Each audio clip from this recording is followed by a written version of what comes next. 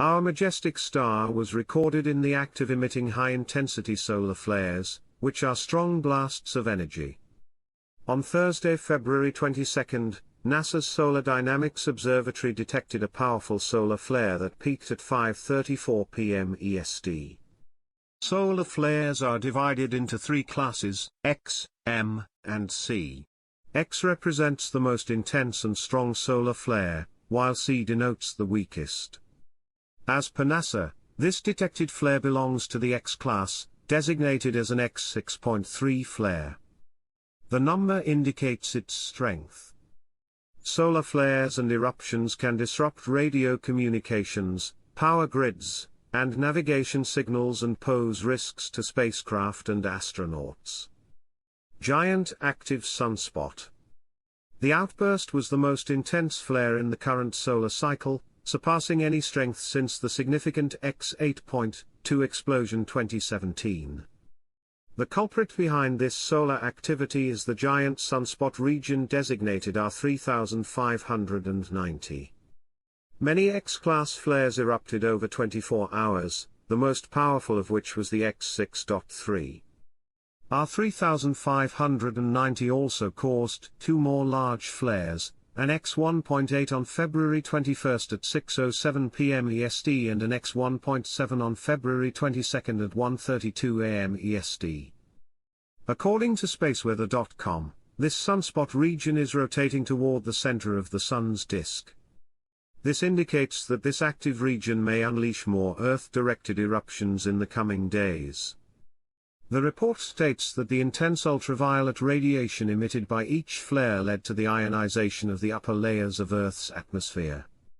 This phenomenon resulted in shortwave radio blackouts over Hawaii, occurring late on February 21, Australia, early on February 22, and Hawaii once again, late on February 22.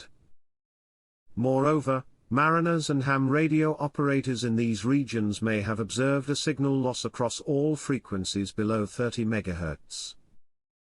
Remarkably, SOHO coronagraphs detected that none of these flares ejected a coronal mass ejection, CME, toward Earth. CMEs often accompany flares, propelling massive clouds of heated plasma into space at astonishing speeds. X-class flares, at their most intense, have the potential to trigger widespread communications blackouts and damage satellites.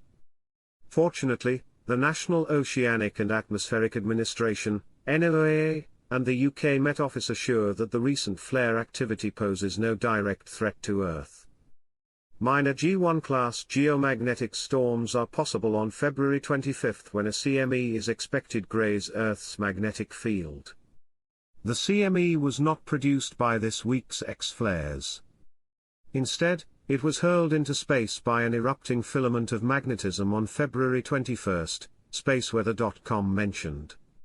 Sun's solar cycle 25.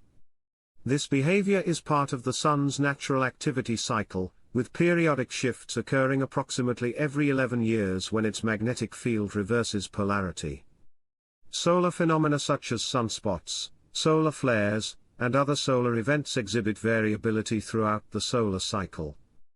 This cycle substantially impacts space weather and the planets within our solar system. The solar cycle comprises two primary phases, the maximum and minimum. In the solar maximum phase, the Sun undergoes heightened activity, characterized by an upsurge in sunspots and solar flares. Back-to-back flares signal an escalation in solar activity as solar cycle 25 approaches its zenith.